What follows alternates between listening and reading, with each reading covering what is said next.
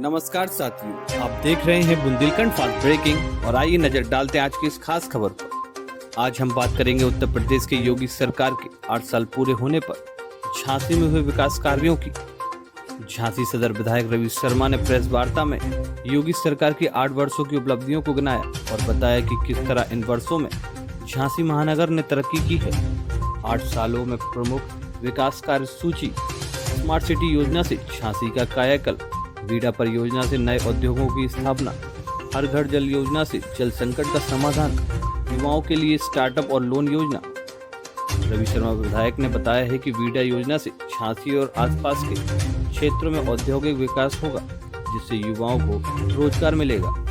इतना ही नहीं, उन्होंने बताया है कि दतिया में बन रहा हवाई अड्डा भी झांसी के लिए लाभकारी होगा। इससे व्यापार और पर्यटन को नई रफ्तार मिलेगी।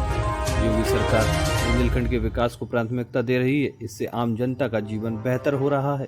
योगी सरकार की जीरो टॉलरेंस नीति के चलते प्रदेश में अपराध का लगाम लगाई जा रही है, भ्रष्टाचार के खिलाफ सख्त कार्रवाई हो रही है।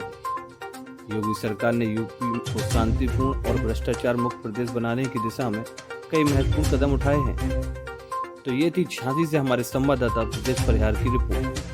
आपके क्षेत्र में हुए विकास कार्यों पर आपकी क्या राय है, हमें कमेंट सेक्शन में जरूर बताएं। 8 साल में भी योगी सरकार के 8 साल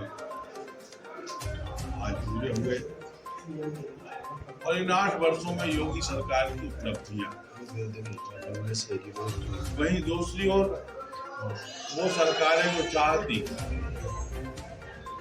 तो जो काम योगी जी ने किया है वो भी कर सकते थे, उनके पास भी अवसर था।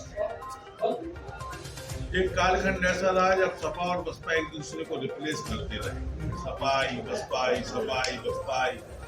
उन्हें पता था कि हमें 5 ही साल के लिए आना है, तो वो हर 5 साल जो भी आया उन्होंने प्रदेश को लूटने खसोटने का काम किया। जाति के आधार पर तुष्टीकरण, संप्रदाय के आधार पर तुष्टीकरण करने वाली वो सरकारें, उन्होंने इस प्रदेश को अंधेरे में झोंक दिया। इस प्रदेश में रहने वाले 22 करोड़ लोगों का भविष्य अंधकार में बना दिया।